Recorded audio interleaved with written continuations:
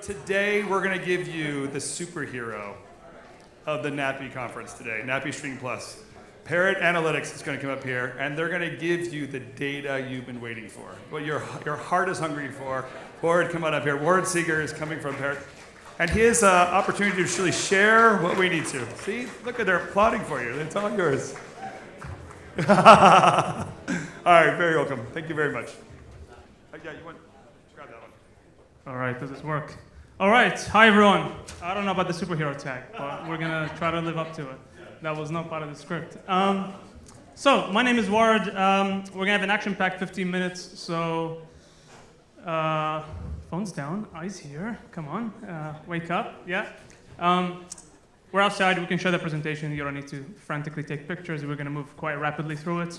We're gonna talk about content, we're gonna talk about science, we're gonna talk about future-proofing your decisions in a hyper-competitive landscape. So, we now live in an attention economy. All right, let's get started. That means, well, it means we have 24 hours in the day. And if I'm spending a minute doing something, I'm not spending that minute doing something else. And so demand for content is finite because we have 24 hours in the day. That is the central premise for all D2C initiatives outcompeting each other. How do you capture audience's attention? Then you can talk about monetizing it and different monetization models. But at its heart, how do you capture audience attention? Because it is now an attention economy. We hear companies talking about them competing with Sleep and Fortnite and not necessarily their media colleagues. That's because everything is competing for our attention. So I'm going to tell you a little bit about what we do for those who aren't familiar, though I know many of you are, and then talk about one or two applications that are very relevant, particularly to the people in this room. If you got to remember one thing about what we do, about what Parrot does, is that we quantify attention for content. We capture global attention for content. How do we do that? Well, one, we go out and say, let's capture all the different ways that people are expressing their demand for content, all the different ways that people are indicating that they like something, that they might pay for it, all the different ways that content captures people's attention, right? So if I search for something, if I read about it, if I discuss it, if I blog about it, if I watch it, I stream it, I download it, I upload it, if I torrent it, if I pirate it, that's still capturing my attention. All of this, all of these signals is people expressing their demand for content. So we said, let's go ahead and capture all of that for all around the world, 249 countries on the planet where people are interacting with content online some way, shape, or form. And then let's combine all those signals together. Let's actually weight them because not all signals are born equal. For example, we can probably all agree that if I watch 3 back-to-back episodes of a TV show, I'm expressing an exponentially higher demand for that show than if I go to his Facebook page and press like, right? Surely, watching 3 back-to-back episodes of a TV show is a much stronger indication of demand than if I go on his Facebook page and press like. And therefore, there's a lot of noise out there. So we designed the system to filter out all the noise and weight all the signals according to how much demand every individual signal represents.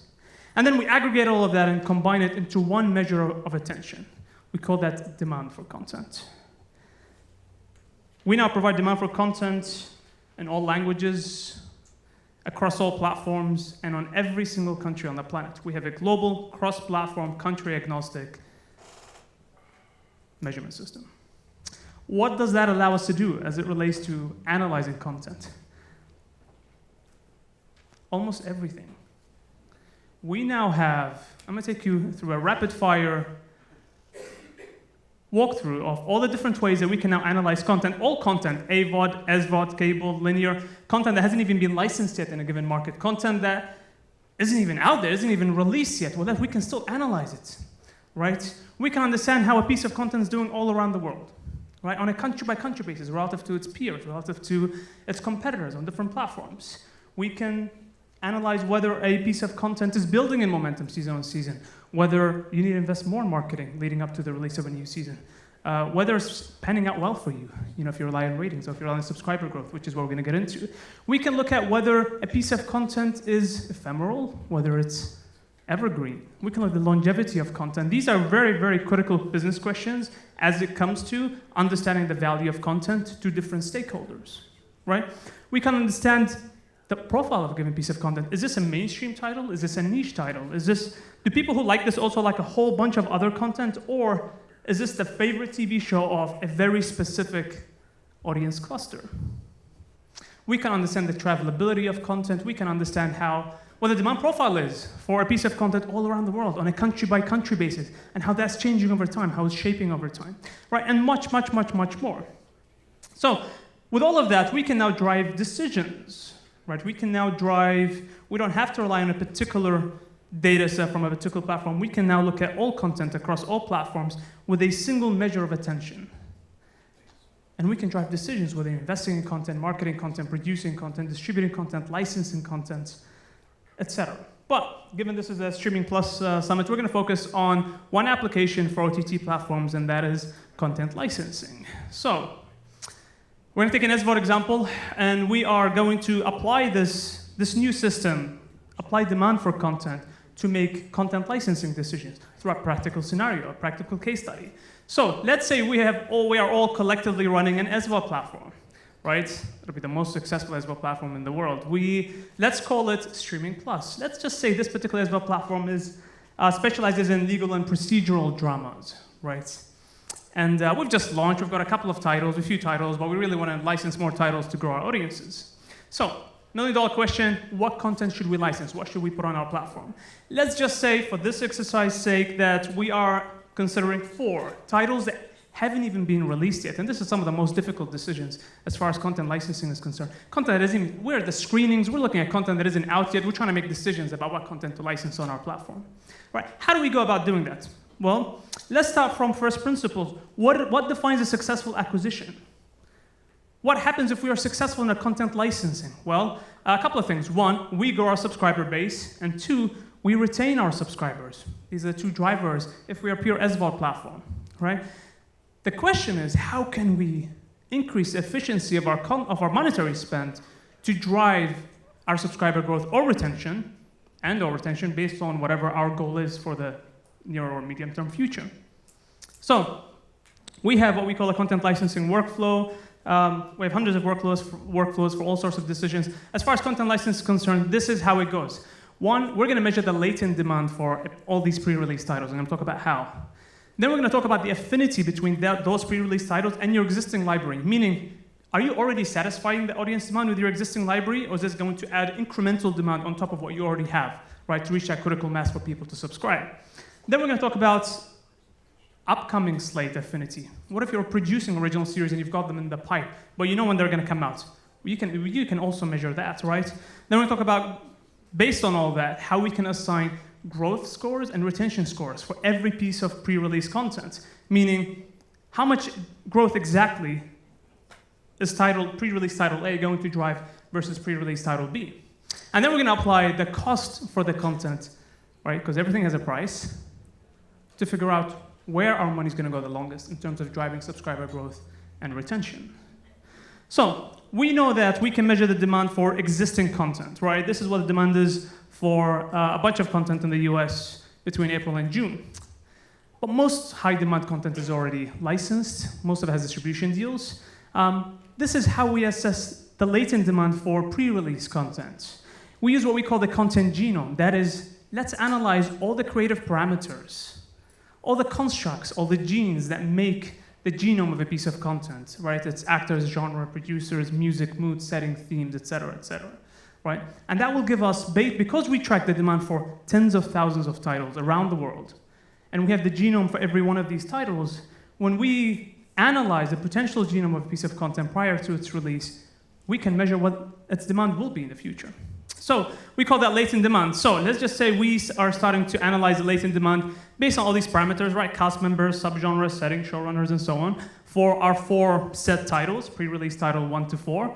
And pre-release title 1 turns out to have, based on what is proposed to be in the show, the highest latent demand. This is what the title the audiences are looking forward to the most. All right, so that's step 1.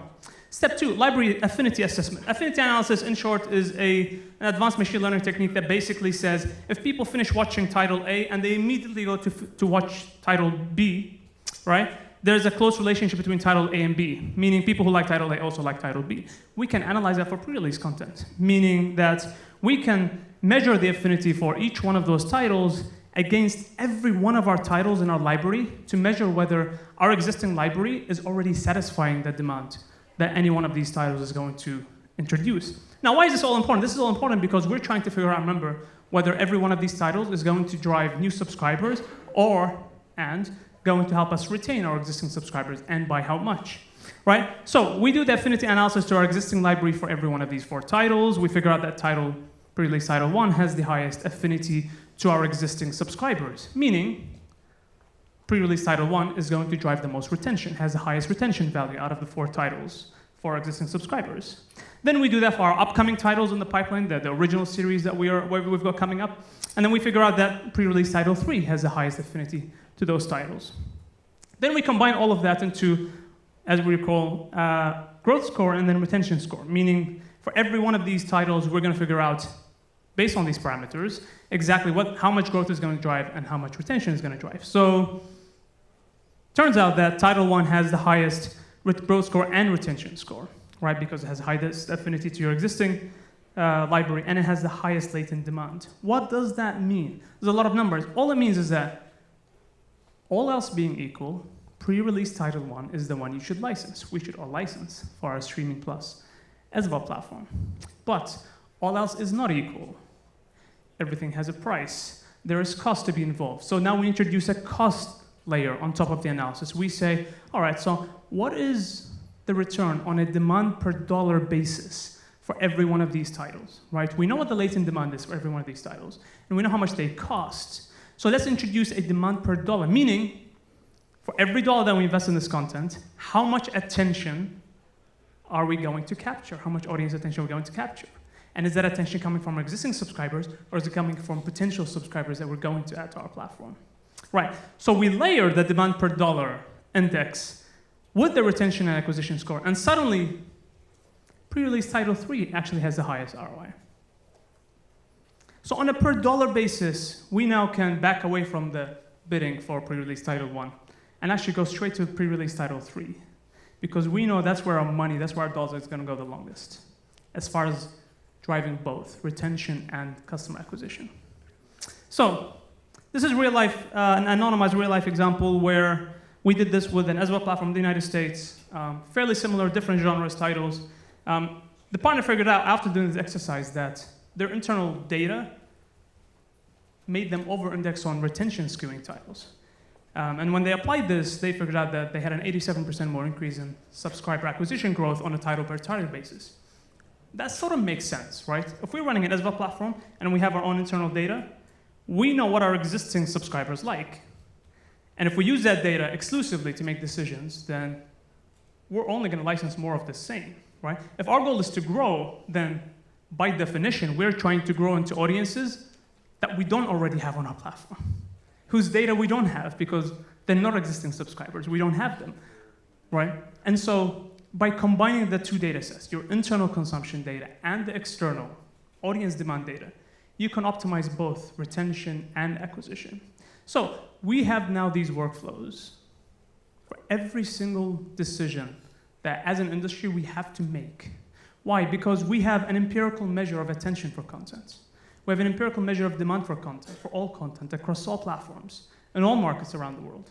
And so whatever decision is that we're trying to make, we can now make it in a slightly more informed way, a slightly more empirical way.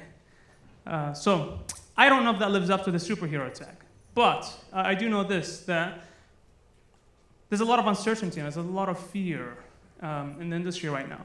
There's a lot of competition. And sometimes it's difficult to figure out what is real and what is hype. Ultimately, it all ties back to what decision am I trying to make, and can I make that decision in a better way? That's us, Parrot Analytics. We're outside. Thanks so much.